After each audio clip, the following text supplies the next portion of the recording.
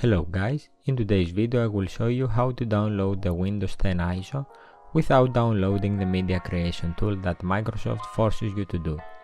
This method works with all browsers, but in this video I will demonstrate it with Google Chrome. Open Google Chrome and go to Windows 10 ISO download page. As you can see, there is only the option to download the media creation tool. Now I will show you how you can trick the page to let you download the ISO.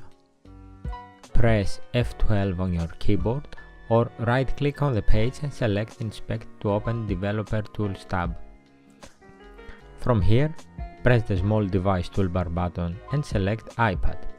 Now refresh the page and you should see this page. Choose the edition you want, press Confirm, select your language, press Confirm again, and now choose the version of the ISO you want to download. If this video helped you, press the like button and don't forget to subscribe. Thanks for watching.